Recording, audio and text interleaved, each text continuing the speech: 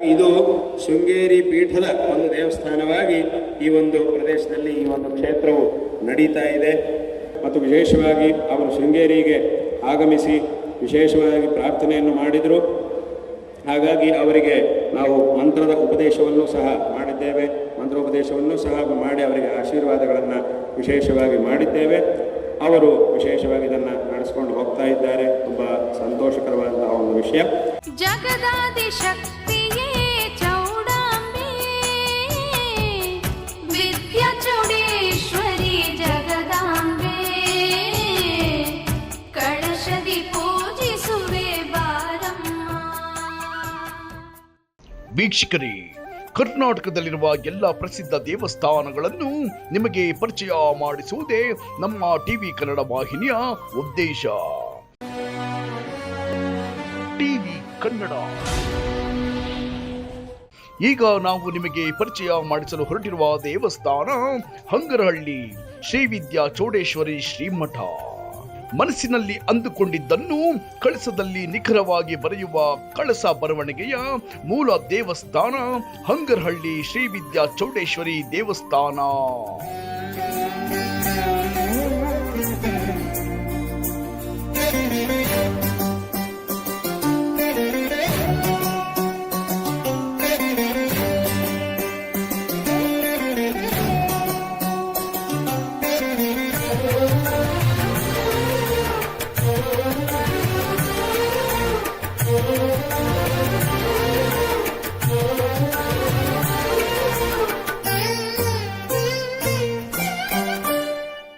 ಅವರು ಶೃಂಗೇರಿಗೆ ಆಗಮಿಸಿ ನಮ್ಮ ಗುರುಗಳ ಹಾಗೂ ನಮ್ಮ ದರ್ಶನ ಮತ್ತು ಜಗನ್ಮಾತೆ ಶಾರದಾ ಪರಮೇಶ್ವರಿ ಅಮ್ಮನವರ ದರ್ಶನವನ್ನು ಮಾಡಿ ಈ ಒಂದು ಕ್ಷೇತ್ರ ಶೃಂಗೇರಿ ಪೀಠ ಏನಿದೆಯೋ ಆ ಒಂದು ಪೀಠದ ಕ್ಷೇತ್ರವಾಗಿ ಈ ಒಂದು ಕ್ಷೇತ್ರವು ನಡೀಬೇಕು ಅನ್ನುವಂತಹ ಅಮ್ಮನವರ ಒಂದು ಪ್ರೇರಣೆಯನ್ನು ಪಡ್ಕೊಂಡು ಅವರು ಶೃಂಗೇರಿಗೆ ಆಗಮಿಸಿದ್ದಾರೆ. ಆ ಒಂದು ವ್ಯವಸ್ಥೆಯನ್ನು ಅವರು ಮಾಡಿದ್ದಾರೆ.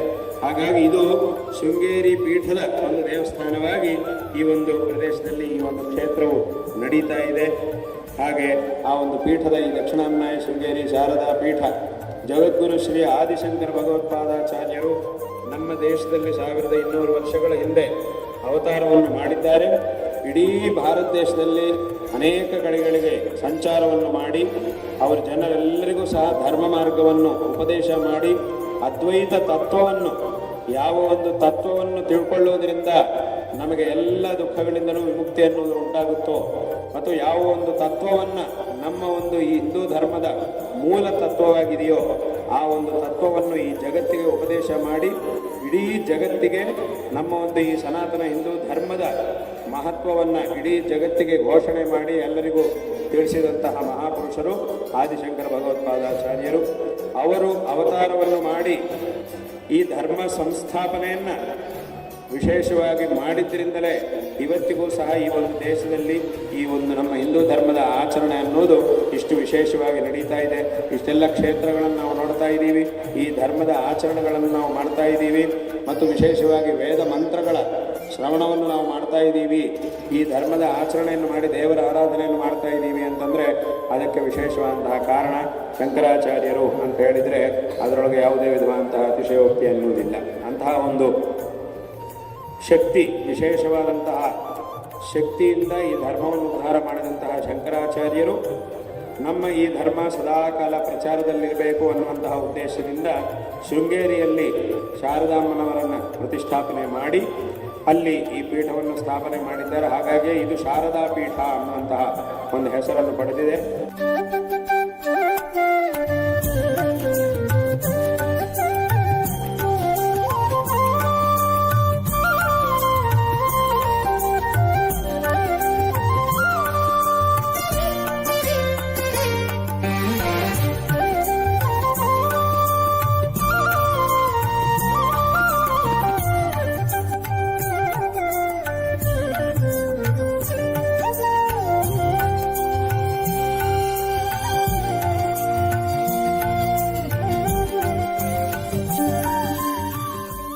ಈ ಒಂದು ಪರಂಪರೆಯಲ್ಲಿ ವಿಶೇಷವಾಗಿ ಶಂಕರ ಭಗವತ್ಪಾದಾಚಾರ್ಯರು ತದನಂತರ ಬಂದಿರುವಂತಹ ಅವಿಚ್ಛಿನ್ನವಾದಂತಹ ಪರಂಪರೆಯಲ್ಲೇ ಜಗದ್ಗುರು ಶ್ರೀ ವಿದ್ಯಾರಣ್ಯ ಮಹಾಸ್ವಾಮಿಗಳವರು ಅಧಿಪತಿಗಳಾಗಿ ಇದ್ದರು. 12ನೇ ಅಧಿಪತಿಗಳಾಗಿ, ಈ ಪೀಠದ 12ನೇ ಅಧಿಪತಿಗಳಾಗಿ ಜಗದ್ಗುರು ಶ್ರೀ ವಿದ್ಯಾರಣ್ಯ ಮಹಾಸ್ವಾಮಿಗಳವರು ವಿಶೇಷವಾಗಿ ಧರ್ಮ ಪ್ರಚಾರವನ್ನು, ಧರ್ಮ ಸಂಸ್ಥಾಪನೆಯನ್ನು ಮಾಡಿದ್ದಾರೆ. ಮಾತ್ರವಲ್ಲದೆ ವಿಜಯನಗರ ಸಾಮ್ರಾಜ್ಯ, ಅತ್ಯಂತ ಪ್ರಸಿದ್ಧವಾದಂತಹ ವಿಜಯನಗರ ಸಾಮ್ರಾಜ್ಯ ಏನಿದೆಯೋ ಆ ಒಂದು ವಿಜಯನಗರ ಸಾಮ್ರಾಜ್ಯವನ್ನು ಸಂಸ್ಥಾಪನೆ ಮಾಡಿ ಈ ಒಂದು ರಾಜ್ಯವನ್ನು, ಈ ಒಂದು ಧರ್ಮವನ್ನು ವಿಶೇಷವಾಗಿ ಸಂರಕ್ಷಣೆ ಮಾಡಿದ್ದಾರೆ. ಹಾಗಾಗಿಯೇ ಈ ಜಗದ್ಗುರುಗಳ, ಶೃಂಗೇರಿ ಜಗದ್ಗುರುಗಳ ಒಂದು ಬಿರುದಾವಳಿ ಅಂತ ಏನಿದೆಯೋ ಹೇಳುವುದು ಸಂಪ್ರದಾಯವಾಗಿ, ಆ ಬಿರುದಾವಳಿ ಯಾವುದನ್ನು ಹೇಳುವುದಿದೆಯೋ ಅದರೊಳಗೆ ಆ ಕರ್ನಾಟಕ ಸಿಂಹಾಸನ ಪ್ರತಿಷ್ಠಾಪನಾಚಾರ್ಯ, ರಾಜಾಧಿರಾಜ ಗುರು ಅನ್ನುವಂತಹ ನಾಮಗಳನ್ನು ನಾವು ನೋಡ್ತೀವಿ.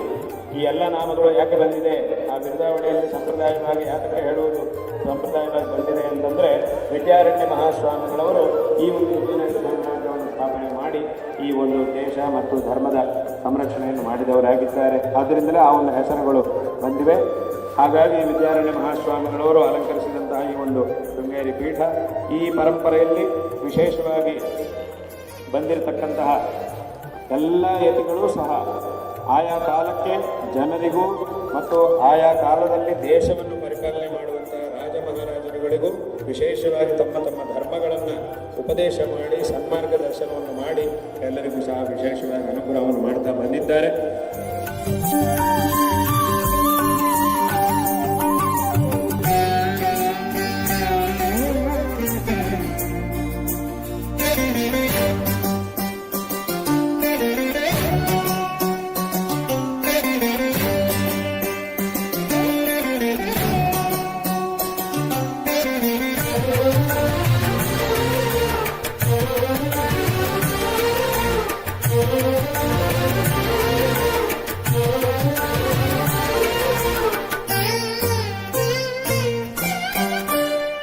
ಈ ಒಂದು ಇಲ್ಲಿ ಹೆಸರಿನಲ್ಲಿ, ಈ ಊರಿನ ಹೆಸರಿನಲ್ಲಿ ಕೆ ಅಂದರೆ ಕೆಳದಿ ಅನ್ನುವಂಥದ್ದು ಏನಿದೆಯೋ ಆ ಕೆಳದಿ ಸಂಸ್ಥಾನ ಅನ್ನೋದು ಸಹ ಒಂದು ದೊಡ್ಡ ಹಿಂದೂ ಧರ್ಮದ ಸಾಮ್ರಾಜ್ಯವಾಗಿತ್ತು.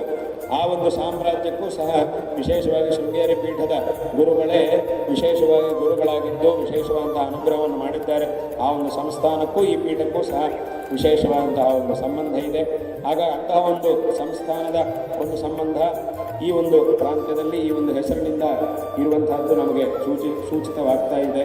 ಹಾಗಾಗಿ ಆ ಒಂದು ಸಂಸ್ಥಾನದ ಶೃಂಗೇರಿ ಸಂಸ್ಥಾನ ಅನ್ನೋದೇನಿದೆಯೋ ಪುನಃ ಆ ಒಂದು ಸಂಸ್ಥಾನಕ್ಕೆ ಈ ದೇವಸ್ಥಾನದ ಒಂದು ಸಂಬಂಧ ಮತ್ತೆ ವಿಶೇಷವಾಗಿ ಉಂಟಾಗಿ ಈಗ ಶೃಂಗೇರಿ ಶಾರದಾ ಪೀಠದ ಒಂದು ದೇವಸ್ಥಾನವಾಗಿ ಈ ಅಮ್ಮನವರ ದಿವ್ಯ ಕ್ಷೇತ್ರ ನಡೀತಾ ಇರುವುದು ಅತ್ಯಂತ ಸಂತೋಷಕರವಾದಂತಹ ಒಂದು ವಿಷಯ.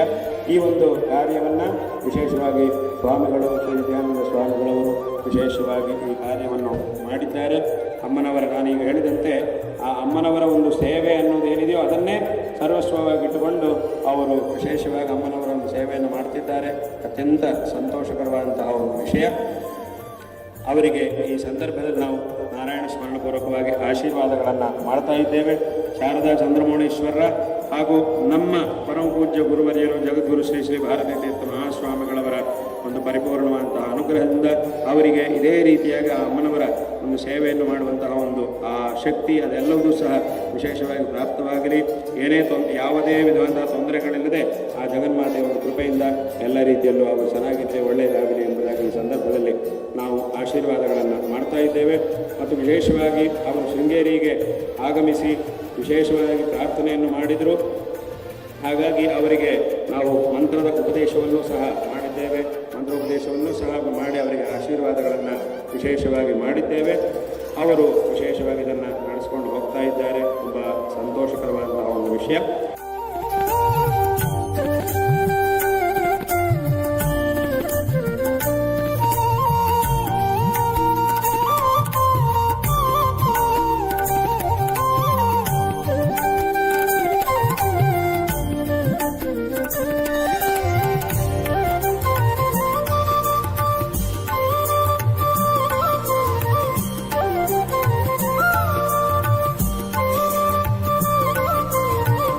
ಇನ್ನಷ್ಟು ಈ ಒಂದು ಕ್ಷೇತ್ರವು ವಿಶೇಷವಾಗಿ ಅಭಿವೃದ್ಧಿಯನ್ನು ಹೊಂದುತ್ತೆ ಅನ್ನುವಂತಹ ವಿಷಯದಲ್ಲಿ ಯಾವುದೇ ಸಂದೇಹಕ್ಕೆ ಅವಕಾಶ ಇಲ್ಲ. ಮತ್ತು ಆ ಅಮ್ಮನವರ ಕೃಪೆಯಿಂದ ಎಲ್ಲ ಭಕ್ತ ಮಹಾಜನರಿಗೂ ಸಹ ಎಲ್ಲ ರೀತಿಯಲ್ಲೂ ಒಳ್ಳೆಯದಾಗುತ್ತೆ ಅನ್ನುವಂತಹ ವಿಷಯದಲ್ಲಿ ಯಾವುದೇ ಸಂದೇಹಕ್ಕೆ ಅವಕಾಶ ಇಲ್ಲ. ಹಾಗಾಗಿ ಇಲ್ಲಿ ಈ ಕ್ಷೇತ್ರ ಅಮ್ಮನವರ ಒಂದು ಸನ್ನಿಧಾನ ಮತ್ತು ಇಲ್ಲಿರತಕ್ಕಂತಹ ವಿಶೇಷವಾದಂತಹ ಗೋಶಾಲೆಯಲ್ಲಿ ಇರ್ತಕ್ಕಂತಹ ಗೋವುಗಳು ಅದನ್ನೆಲ್ಲ ನೋಡಿದಾಗ ಮನಸ್ಸಿಗೆ ತುಂಬ ಆನಂದ ಅನ್ನೋದು ಉಂಟಾಗ್ತಾ ಇದೆ. ಹಾಗಾಗಿ ಅಮ್ಮನವರ ಒಂದು ವಿಶೇಷವಾದಂತಹ ಕೃಪೆಯನ್ನು ನಾವು ಈಗ ನೋಡ್ತಾ ಇದ್ದೇವೆ, ಅಮ್ಮನವರ ಒಂದು ಕೃಪೆಯನ್ನು. ಹಾಗಾಗಿ ಇನ್ನೂ ಎಲ್ಲ ಭಕ್ತರಿಗೂ ಸಹ ಇನ್ನಷ್ಟು ಎಲ್ಲ ರೀತಿಯಲ್ಲೂ ಶ್ರೇಯಸ್ಸುಗಳು ಲಭಿಸಲಿ ಎಂಬುದಾಗಿ ಈ ಸಂದರ್ಭದಲ್ಲಿ ನಮ್ಮ ನಾರಾಯಣ ಸ್ಮರಣ ಪೂರ್ವಕವಾದಂತಹ ಆಶೀರ್ವಾದಗಳನ್ನು ಮಾಡ್ತಾ ಇದ್ದೇವೆ. ಮತ್ತು ಇಲ್ಲೇ ಮುಂದೆ ಇನ್ನೂ ಶಾರದಾಮ್ಮನವರ ದೇವಸ್ಥಾನ ಮೊದಲಾದಂತಹ ಚಂದ್ರಮೌಳೀಶ್ವರ ದೇವಸ್ಥಾನ ಮತ್ತು ಆದಿಶಂಕರ ಭಗವತ್ಪಾದಾಚಾರ್ಯರ ಒಂದು ಮೂರ್ತಿ ಸ್ಥಾಪನೆ ಮೊದಲಾದಂತಹ ಕಾರ್ಯಗಳನ್ನು ಸಹ ಸಂಕಲ್ಪ ಮಾಡಲಾಗಿದೆ. ಆ ಒಂದು ಕಾರ್ಯಗಳು ಸಹ ಮುಂದೆ ಇನ್ನಷ್ಟು ಒಳ್ಳೆ ರೀತಿಯಲ್ಲಿ ಆ ಎಲ್ಲ ಕಾರ್ಯಗಳು ಸಹ ಚೆನ್ನಾಗಿ ನಡೆದು ತದ್ವಾರ ಇನ್ನಷ್ಟು ಕ್ಷೇತ್ರದ ಆ ಜಗನ್ಮಾತೆಯ ಒಂದು ಸಾನ್ನಿಧ್ಯದಿಂದ ಇನ್ನಷ್ಟು ಕ್ಷೇತ್ರವು ಅಭಿವೃದ್ಧಿ ಆಗುತ್ತೆ ಎನ್ನುವಂತಹ ವಿಷಯದಲ್ಲಿ ಯಾವುದೇ ಸಂದೇಹ ಇಲ್ಲ. ಹೀಗೆ ಇನ್ನಷ್ಟು ಅಭಿವೃದ್ಧಿ ಆಗಲಿ ಎಂಬುದಾಗಿ ಮತ್ತೊಮ್ಮೆ ಹೇಳ್ತಾ, ಮತ್ತೊಮ್ಮೆ ಸ್ವಾಮಿಗಳಿಗೂ ಮತ್ತು ಎಲ್ಲ ಭಕ್ತರಿಗೂ ಸಹ ನಮ್ಮ ನಾರಾಯಣ ಸ್ಮರಣ ಪೂರ್ವಕವಾದ ಆಶೀರ್ವಾದಗಳನ್ನು ಮತ್ತೊಮ್ಮೆ ತಿಳಿಸ್ತಾ ಇದ್ದೇವೆ. ಅನೇಕ ದಿವಸಗಳಿಂದ ಇಲ್ಲಿಗೆ ಆಗಮಿಸಬೇಕು ಅನ್ನುವಂತಹ ಒಂದು ಸಂಕಲ್ಪವನ್ನು ನಾವು ಮಾಡಿದ್ವಿ. ಅದು ಈ ಸಂದರ್ಭದಲ್ಲಿ ವಿಶೇಷವಾಗಿ ಸ್ವಲ್ಪ ಕಾಲ ಮತ್ತು ಮುಂದೆ ಬಂದವಾಗ ಇಲ್ಲೇ ಇದ್ದು ಇಲ್ಲೇ ವಾಸ್ತವ್ಯವನ್ನು ಮಾಡುವಂತಹ ಕಾಲನೂ ಮುಂದೆ ಬರುತ್ತೆ. ಆದರೆ ಈಗ ಸ್ವಲ್ಪ ಸಮಯ ಇಲ್ಲಿಗೆ ಬಂದು ಆ ಅಮ್ಮನವರ ಪೂಜೆಯನ್ನು ಮಾಡಿ ಹೋಗಬೇಕು, ನಿಮಗೆಲ್ಲರಿಗೂ ಆಶೀರ್ವಾದವನ್ನು ಮಾಡಿ ಹೋಗಬೇಕು ಅನ್ನುವಂಥ ಒಂದು ಸಂಕಲ್ಪವನ್ನು ಮಾಡಿ ಅದರಂತೆ ಇವತ್ತು ಇಲ್ಲಿಗೆ ಆಗಮಿಸಿದ್ದೇವೆ. ಹಾಗಾಗಿ ಮತ್ತೊಮ್ಮೆ ಸ್ವಾಮಿಗಳಿಗೂ ಮತ್ತು ಎಲ್ಲ ಭಕ್ತರಿಗೂ ನಮ್ಮ ಆಶೀರ್ವಾದಗಳನ್ನು ತಿಳಿಸ್ತಾ ಇದ್ದೇವೆ. ಹಾಗೂ ಇವತ್ತಿಲ್ಲಿಗೆ ಆಗಮಿಸಿದಂಥ ಎಲ್ಲ ವೈದಿಕರಿಗೂ ಮತ್ತು ವಿಶೇಷವಾಗಿ ನಂಜನಗೂಡು ಕ್ಷೇತ್ರ ಮತ್ತು ಬೇರೆ ಬೇರೆ ಕ್ಷೇತ್ರಗಳಿಂದ ಆಗಮಿಸಿದಂತಹ ಎಲ್ಲರಿಗೂ ಸಹ ನಾವು ಆಶೀರ್ವಾದಗಳನ್ನು ಮಾಡ್ತಾ ಮತ್ತೊಮ್ಮೆ ಎಲ್ಲರಿಗೂ ಆಶೀರ್ವಾದಗಳನ್ನು ಮಾಡ್ತಿದ್ದೇವೆ. ಎಲ್ಲ ಭಕ್ತರು ಸಹ ಇದೇ ರೀತಿಯಾದಂತಹ ಒಂದು ನಿಷ್ಠೆಯಿಂದ, ಇದೇ ರೀತಿಯಾದಂತಹ ಒಂದು ಶ್ರದ್ಧೆಯಿಂದ ಇಲ್ಲಿಗೆ ಆಗಮಿಸಿ ಆ ಅಮ್ಮನವರ ಅನುಗ್ರಹಕ್ಕೆ ಪಾತ್ರರಾಗಿ, ಆ ಅಮ್ಮನವರ ಹಾಗೂ ಗುರುವಿನ ಅನುಗ್ರಹಕ್ಕೆ ಪಾತ್ರರಾಗಿ ಎಂಬುದಾಗಿ ಇದೇ ರೀತಿಯಾದಂತಹ ಶ್ರದ್ಧೆಯಿಂದ ಆ ಜಗನ್ಮಾತೆಯ ಸೇವೆಯನ್ನು ಮಾಡಬೇಕು, ಅಮ್ಮನವರ ಅನುಗ್ರಹಕ್ಕೆ ಪಾತ್ರರಾಗಬೇಕು. ಇಲ್ಲಿ ನಡೆಯುವಂತಹ ಕಾರ್ಯಗಳಲ್ಲಿ ಭಾಗವಹಿಸಿ ಆ ಜಗನ್ಮಾತೆಯ ಅನುಗ್ರಹಕ್ಕೆ ಪಾತ್ರರಾಗಬೇಕು. ಮತ್ತು ಯಾವುದೇ ವಿಧವಾದಂತಹ ತೊಂದರೆಯನ್ನು ಮಾಡುವಂತಹ ಯೋಚನೆಗಳನ್ನು ಯಾರೂ ಸಹ ಮಾಡಬಾರದು. ಹಾಗೆ ನಾವು ತೊಂದರೆಯನ್ನು ಮಾಡುವಂತಹ ಯೋಚನೆಯನ್ನು ಯಾರೂ ಸಹ ಮಾಡದೆ ಶ್ರದ್ಧೆಯಿಂದ ಆ ಜಗನ್ಮಾತೆಯ ಒಂದು ಸೇವೆಯನ್ನು, ಗುರು ಸೇವೆಯನ್ನು ಮಾಡಿ ಕೃತಾರ್ಥರಾಗಬೇಕು ಅನ್ನುವಂತಹ ವಿಚಾರವನ್ನು ಮತ್ತೊಮ್ಮೆ ಹೇಳ್ತಾ ಎಲ್ಲರಿಗೂ ಮತ್ತೊಮ್ಮೆ ಆಶೀರ್ವಾದಗಳನ್ನು ತಿಳಿಸಿ ಈ ಮಾತುಗಳನ್ನು ಇಲ್ಲಿಗೂ ಸಂಹಾರ ಮಾಡ್ತೇವೆ. ಹರ ನಮಃ ಪಾರ್ವತೀ ಪತಯೇ, ಹರ ಹರ ಮಹಾದೇವ.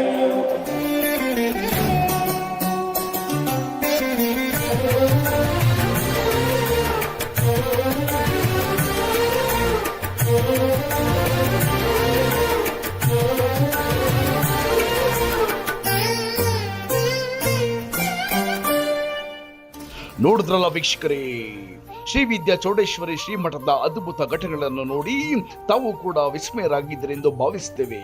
ಹಾಗಿದ್ದರೆ ಶ್ರೀ ವಿದ್ಯಾ ಚೌಡೇಶ್ವರಿ ಅನುಗ್ರಹ ಆಶೀರ್ವಾದ ನಿಮ್ಮ ಮೇಲೆ ಸದಾ ಇರಲೆಂದು ಟಿವಿ ಕನ್ನಡ ವಾಹಿನಿಯಿಂದ ಪ್ರಾರ್ಥಿಸಿಕೊಳ್ಳುತ್ತೇವೆ. ಧನ್ಯವಾದಗಳು.